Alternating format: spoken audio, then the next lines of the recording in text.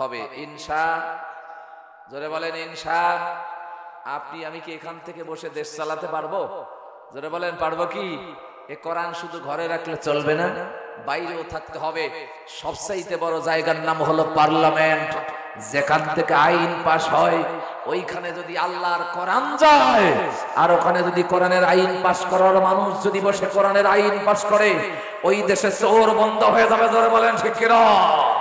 জিনা বন্ধ হয়ে যাবে, ঘুষ বন্ধ হয়ে যাবে, চোর ভালো হয়ে যাবে, জিনা বন্ধ হবে, শুধু শাহজানি খাদ্য বাজার আলোচনা কম দেওয়া বন্ধ হবে। আমাদের একান্ত আশা, একান্ত আকাঙ্ক্ষা হলো আল্লাহর কোরআন সেই পার্লামেন্টে আল্লাহর আইন দিয়া বাংলাদেশ চলতে হবে। এই আশা, এই উদ্দীপনা, আকাঙ্ক্ষা কার দিলে আছে? মুসলমান হলে নারে তাকবীর স্লোগান দিয়া একবার আল্লাহকে বলো, আল্লাহ তোমার দিন কায়েমের আন্দোলনের জন্য আমরা তৈরি আছি। কারা কারা তো হাত তুলে রাখা।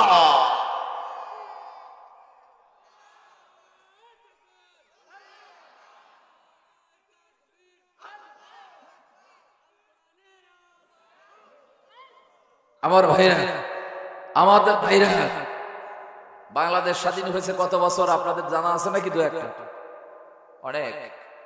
2024 না, আপনার এক সময় ছিল 71। ওই দেশ, ওই দিন থেকে আমাদের বাংলাদেশে কি কোরআনের আইন কি চালু হয়েছে? জোরে বলেন হয়েছে কি? আমার ভাইরা, হতে পারে আল্লাহ পাক কবুল করবে, তো ঈমান আমাদের থাকা লাগবে, ঠিক না? জোরে বলেন। ফিলিস্তিনের মুসলমানদের ঈমান এত মজবুত, ওরা দুর্বল নয়, ওরা হলো সবল। বুলেটের সামনে বুক পেতে দিতে যারা রাজি আছে, নাস্তিকের কাছে মাথা নত করতে তারা রাজি নেই, ঠিক কিনা? জোরে বলেন। আমার ভাইরা, পানির অভাবে জীবন চলে যায়। নাস্তিকরা বলে আমরা তোমাদের পানি দিতে পারি, তবে তোমাদের দল ছেড়ে আমাদের দলে আসতে হবে। বলে না, আমরা ঈমানদার মরে যেতে রাজি আছি, তোদের মতো নাস্তিকের কথা শুনে ইসলাম ছেড়ে দিতে আমরা রাজি নেই, ঠিক কিনা? জোরে বলেন। জোরে বলেন ঠিক কিনা? বন্ধুগণ আমার, ভাইরা আমার, কোরআন শরীফ একটা থাকা দরকার ছিল। কোরআনের দেশে নাই নাকি? আছে আলহামদুলিল্লাহ। এটা কোরআন শরীফ নিয়ে আসেন। আল্লাহর কোরআন যেখানে থাকে সেখানে রহমত দেয় কে? যারা বলেন কে? মাহফিলে কোরআন থাকলে সেখানে আল্লাহর রহমত হয়। আমরা সেই নবীর উপরে দরুদ পড়ছি, যাকে আল্লাহ পাক তাম পৃথিবীতে সকল নবীদের সেরা নবী হিসাবে আল্লাহ পাক দুনিয়াতে পাঠিয়েছে। সুবহানাল্লাহ। আমার ভাইরা, সেই নেতার উপরে দরুদ ও সালাম পড়ছি, যার উপরে আল্লাহ পাক নাজিল করেছে 30 পারা কোরআন। যে কোরআনুল কারীম পেয়ে জীবনটা ধন্য। সবচাইতে বড় রহমত হলো আল্লাহ পাক তাকে কোরআন দিয়েছে। আমাদের কাছে কোরআন আছে, এর চাইতে বড় নিয়ামত আর কিছু হতে পারে? যারা বলেন পারে কি? পারে না। সেই কোরআনুল কারীম বিশ্ব নবীকে আল্লাহ পাক দিয়েছে। কোরআন নাজিলের আগে, নবুয়তি পাওয়ার আগে বিশ্ব নবীজিকে মক্কার কাফের বেঈমান আলামিন বলল, কোরআন নাজিলের পরে তাকে জাদুকর বলল, ঠিক কিনা? জোরে বলেন। আমার ভাইরা, সে কোরআন নাজিল হয়ে গেল, কোরআনের কথা বিশ্ব নবীজি বললেন। আল্লাহর কোরআন আপনার বলতে গিয়ে কাফের বেঈমানদের বাধা হলো। কাফের বেঈমানদের বাধায় আপনার কোরআন বন্ধ করার জন্য তারা ষড়যন্ত্র করলো। আমার ভাইরা, ষড়যন্ত্রের শিকার হলো আল্লাহর কোরআন বলতে গিয়ে। তবে এই বাধা মানে নাই, সকল বাধা উপেক্ষা করে আল্লাহর কোরআনের আওয়াজ, আল্লাহর কোরআনের দাওয়াত মক্কার অলিতে গলিতে আপ্রাণ চেষ্টা করে দেওয়ার জন্য আল্লাহ রাসূল দিন রাত ধরে প্রাণপণে চেষ্টা করেছে। একদল কাফের বেঈমানরা তাকে ষড়যন্ত্র করে দুনিয়া থেকে বিদায় করতে চেয়েছে।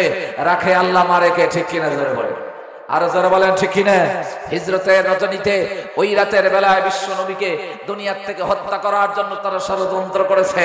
তাদের চোখ ফাঁকি দিয়া মক্কা ছেড়ে মদিনাতে বিশ্ব নবীকে পৌঁছায় দিয়েছে কে? আর জোরে বলেন কে? আল্লাহ কয়, তোরা তো বুঝবি না। কারণ হলো, আমি আল্লাহর যত ক্ষমতা আছে, এত ক্ষমতা পৃথিবীর কারো আছে মনে হয়? যারা বলেন আছে। সকল ক্ষমতার মালিক কে? নাকি জনগণ? জনগণ কোন মালিক হবে? সকল ক্ষমতার মালিক সেই আল্লাহ পাক বিশ্ব নবীকে মক্কা থেকে মদিনাতে পাঠিয়েছে। মদিনাতে গিয়ে বসে থাকে নাই।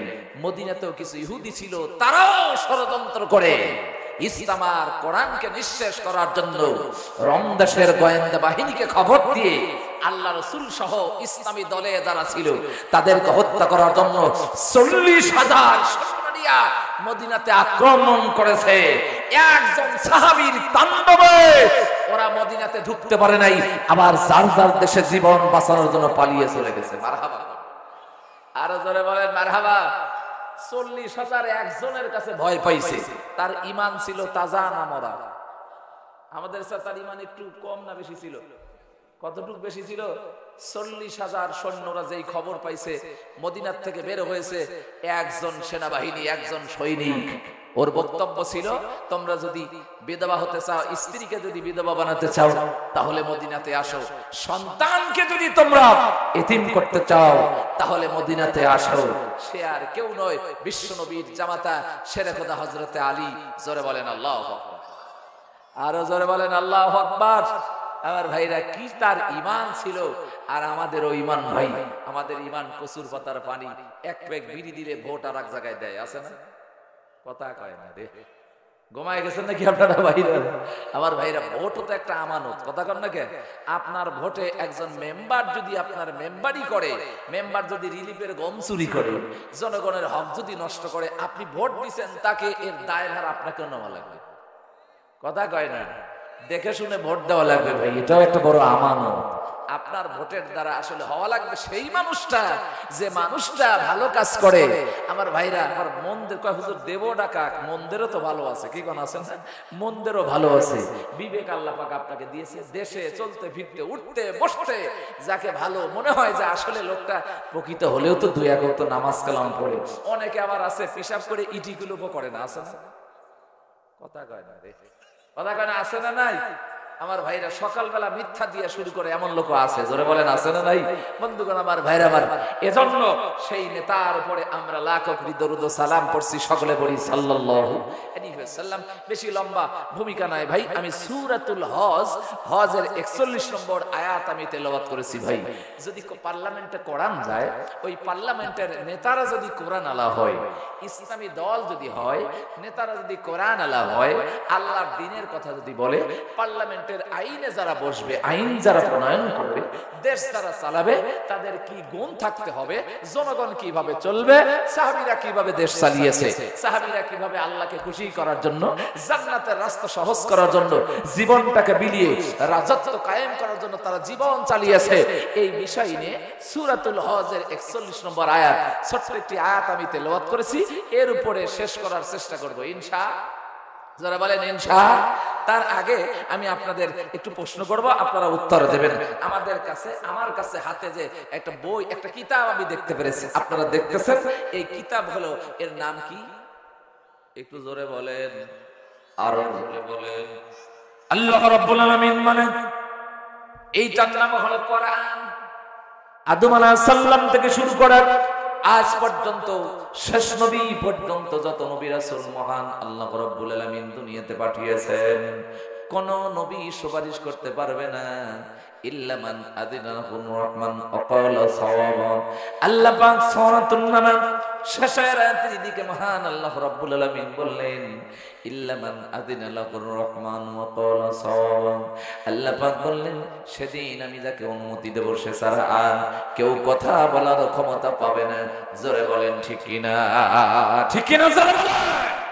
এই দুনিয়াতে কথা বলা যায়, এই দুনিয়াতে বিচার আচার করতে গিয়ে ঘুষ খাওয়া যায়, একজন নির্দোষী মানুষকে দোষী করা যায়, আবার যার দোষ আছে তাকে মুক্ত করা যায়।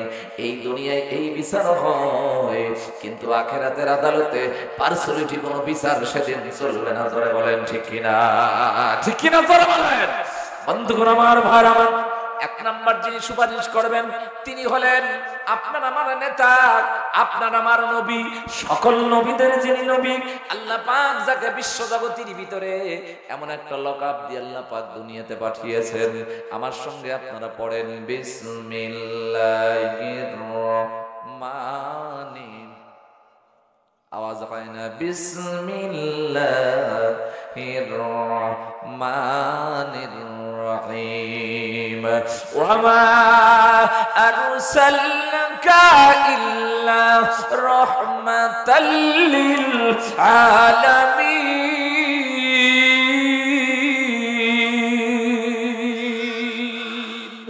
আল্লাহ রাব্বুল আলামিন বলেন, সেদিন তোমাকে সুপারিশ করতে পারবে। ওমা আরসালনাকা ইল্লা রাহমাতাল লিল আলামিন, যাকে দুনিয়ার জমিনে আমি আল্লাহ রাব্বুল আলামিন রহমতের নবী বানায় পাঠাইলাম, সেই রহমতের নবী বিশ্ব নবীজি তোমাকে সুপারিশ করতে পারবে। আর হলো কোরআন, যারা দুনিয়ার জমিনে আল্লাহর কোরআনকে যারা পড়বে, আল্লাহর কোরআন যারা শুনবে, আল্লাহর কোরআন যারা মানবে, আল্লাহর কোরআন দিয়া যারা বিচার করবে, আল্লাহর কোরআন দিয়া যারা ফয়সালা করবে, এই কোরআন কিয়ামতের ময়দানে মুসিবতের দিনে আল্লাহর দরবারে বলবে, আল্লাহ তোমার বান্দা আমার মতো কোরআনকে দিয়া জীবন চালিয়েছে, আমার মতো কোরআনের আন্দোলন করেছে, আমার মতো কোরআনের রাষ্ট্র কায়েম করার জন্য জীবন দিয়েছে, রক্ত দিয়েছে, আমি কোরআন তোমার বান্দাকে সারা জান্নাতে যাব না। জোরে বলেন আল্লাহু আকবার। আমার ভাইরা, নামাজ আপনার পাশে দাঁড়ায় যাবে, রোজা আপনার জন্য সুপারিশ করতে থাকবে রে ভাই। এজন্য আপনি আমি যদি মুসলমান হয়ে থাকি, আল্লাহর কোরআনের সাথে সম্পর্ক ভালো থাকা দরকার। জোরে বলেন আছে না নাই? মুসলমানের বাচ্চা হয়ে, মুসলমান নামদারি মানুষ হইয়া, মুসলমান হয়ে আল্লাহর কোরআন শোনার জন্য মন কাঁদবে না। মুসলমান হয়ে 1 ঘন্টা 2 ঘন্টা আল্লাহর কোরআনের মাহফিলে তুমি বসতে পারো না। আর আবু জেহেল বিশ্ব নবীজির কণ্ঠে কোরআন শোনার জন্য সারা রাত কাটায় দিত। সুবহানাল্লাহ, জোরে বলেন না কা সুবহানাল্লাহ। আবু জেহেল ছিল মুসলমান না কাফের? কথা কয় না কে? আমার বাবা মুসলমান না কাফের? ইসলামের শত্রু না বন্ধু ছিল? ঘুমায় গেছেন নাকি আপনারা? আবু জেহেল রাসূলের কণ্ঠে কোরআন শোনার জন্য সারা রাত দাঁড়ায় থাকতো, বসে থাকে নাই, বসার জায়গা পায় নাই। আমার ভাইরা, ওই নদওয়ার বৈঠকে, ওই বৈঠকে মিটিং করতো, মুহাম্মাদের দলে কেউ যাবে না, খবরদার মুহাম্মাদের কণ্ঠে কেউ কোরআন তেলাওয়াত শুনবে না। তুমি মুসলমান রাস্তা দিয়া ঘোরো, দোকানপাটে মেলার মধ্যে ব্যস্ত থাকো, আর কোরআনুল কারীমের মাহফিলে বসো না। তোমার দাম আর কোরআনের মাহফিলে বসা, এই শ্রোতার দাম কখনো এক হতে পারে না। জোরে বলেন ঠিক কিনা? লা ইয়াস্তাবি আসহাবুন নার ওয়া আসহাবুল জান্নাহ, আসহাবুল জান্নাতি হুমুল ফাইজুন।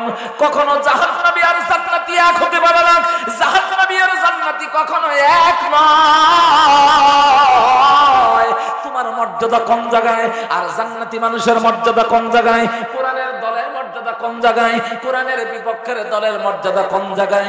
বুঝতে পারবা যেদিন তুমি হাসরের মাঠে বিচারের দিনে, মুসিবতের দিনের পরে যেদিন আল্লাহ পাক বিচার করবে, সেই দিন দল বিভক্ত হয়ে যাবে। জোরে বলেন ঠিক কিনা? দুনিয়াতেও 2 দল, আখিরাতেও 2 দল, হাসরে 2 দল, জাহান্নাম আর জান্নাতেও 2টা। এক দল কোরআন শুনে আর এক দল শুনে না। তুমি মুসলমান দাবি করি, আল্লাহর কোরআন তুমি শুনতে পারো না। আর আবু জেহেল জীবনে কোনোদিন ইসলামের পক্ষে কথা বলে নাই। রাতের পরে রাত, রাতের পরে রাত বিশ্ব নবীজির কণ্ঠে কোরআন শোনার জন্য রাসূলের গড়ের পাশে দাঁড়ায় থাকতো, মশায় কামড় লাগাইতো, সারা রাত ধরে রাসূলের গড়ের কোণে দাঁড়ায় আবু জেহেল কোরআন শুনতো। সকাল বেলায় যখন আজান হয়ে যাবে, সুবে সাদিক হয়ে গেছে, চিন্তা করতেছে, আমি নেতা যদি কোরআন শুনি, আমার এই দৃশ্য দেখে ছেলেপেলারা কোরআন শুনে মুহাম্মাদের হাতে হাত দিয়ে কালেমা পড়ে তারা মুসলমান হয়ে যাবে। জোরে বলেন আল্লাহু আকবার। আমার ভাইরা, সকালবেলায় আমার ভাইরা ওই বৈঠকে বসে নেতা আবু লাহাব, আবু জেহেল, সায়েবা, উতবা, এরাও বিশ্ব নবীর কণ্ঠে কোরআন শুনে মুগ্ধ হয়ে গেছে। ওরা জানে আল্লাহর বাণী হলো কোরআন, মুহাম্মদ একজন সত্য নবী তাও জানে, মুহাম্মদ একজন ভালো মানুষ তাও জানে, কিন্তু তারা মানে নাই। মক্কা নগরীতে নেতাগিরি চলে যাবে, মুহাম্মদের হাতে নেতাগিরি যদি চলে যায়, ওই দেশটাকে সুদ চলে যাবে, ঘুষ চলে যাবে, রাজধানী চলে যাবে। যার কারণে আল্লাহ রাসূলকে তারা নেতা মানে নাই, মুহাম্মদকে পাগল বলেছে। এক হাতে চন্দ্র আর এক হাতে সূর্য দিয়ে দেবে, নারী চাও নারী দেব, গাড়ি চাও গাড়ি দেব, বাড়ি চাও বাড়ি দেব। মুহাম্মদ কালেমার দাওয়াতটা বন্ধ করে দাও, কোরআনের কথাটা বন্ধ করে দাও।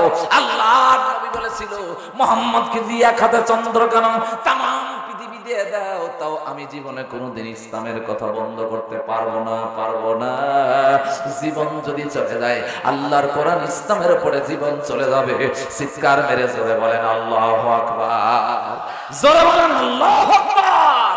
কোরআন আল্লাহর ঘোষণা এটাই হয়, আল্লাহ ওয়ালাদের ঘোষণা এটাই হয়, ফাঁসির কাস্টে জীবন যখন চলে যায় আমার ভাইরা সাধারণ ক্ষমার দরজা আছে, কিন্তু ইমানদাররা বলে না না না, হাসি মুখে বরণ করতে রাজি আছি, কারণ আমি যদি আল্লাহর রাহে জীবন যদি কোরআনের জন্য ইসলামের জন্য দিতে পারি, মহান আল্লাহ পাক বলে সে মরে নাই।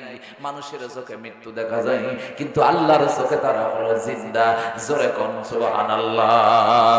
আল্লাহ রাব্বুল আলামিন বলে ওয়ালা তাকুলু লিমান ইয়াকতালু ফি সাবিলিল্লাহি আমওয়াত বাল আহইয়াউ ওয়ালাকিন লা তাশউরুন।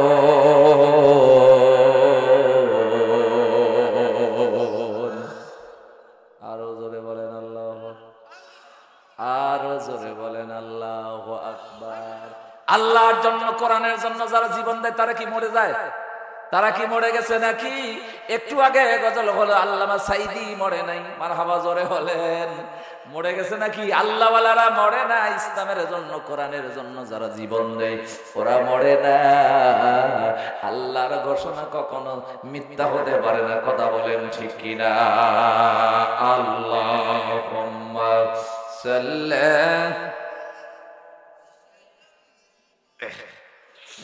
মাওলানা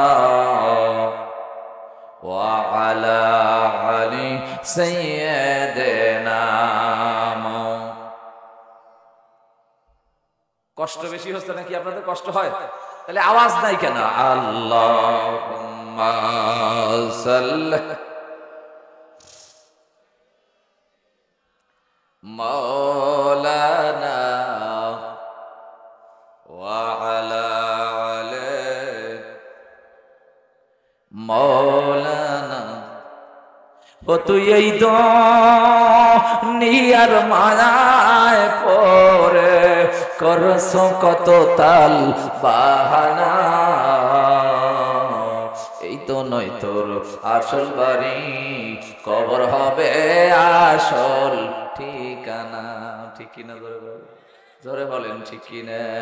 ও তুই এই দুনিয়ার মায়ায় পড়ে করছ কত তাল বাহানা, এই যে নয় তোর আসল বাড়ি, কবর হবে আসল ঠিকানা। আল্লাহুম্মা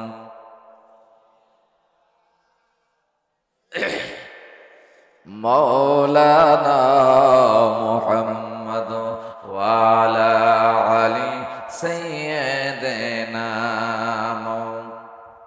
আমার ভাইরা, আমরা কোরআন পেয়ে ধন্য। সুবহানাল্লাহ যারা বলে আমরা কোরআন পেয়ে ধন্য। কেন ধন্য? মহান আল্লাহ রাব্বুল আলামিন বলে ওয়া আনজালনা ইলাইকুম নূরাম মুবিন।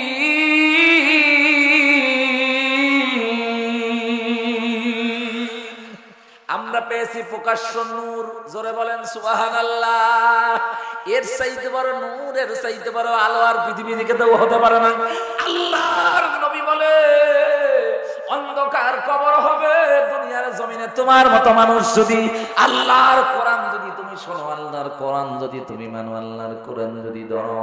আমি রাসূল বলে গেলাম আল্লাহু, আল্লাহর কসম, ওই কবরে কোরআনের খাতিরে আল্লাহ তোমার কবরে নূর মানে আলো দিয়ে দেবে। সুবহানাল্লাহ জোরে বলেন।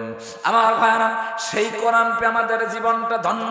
আল্লাহ পাক বলেন যত নিয়ামত আমি আল্লাহ রাব্বুল আলামিন তোমাদের দান করলাম, আমার নিয়ামত কখনো গুণে শেষ করার ক্ষমতা কারো আছে? জোরে বলেন আছে? এই নিয়ামত গুণে শেষ করতে পারবে না। যত নিয়ামত আমার বান্দার উপরে আমি আল্লাহ পাক দিয়েছি, সকল নিয়ামতের ভিতরে সবচাইতে শ্রেষ্ঠ নিয়ামতের নাম হলো কোরআন। এই কোরআন যেখানে যাবে সেখানে নিয়ামত বাড়ায় দেবে কে? আরো জোরে বলেন কে? এটা আমার কথা নয়, মহান আল্লাহ রাব্বুল আলামিন ১৫০০ বছর আগে আল্লাহ রাব্বুল আলামিন কোরআন যে আপনার আমার জন্য এত বড় নিয়ামত আল্লাহ পাক নিজেই জানাই দিল। পড়েন বিসমিল্লাহির রহমানির রহিম।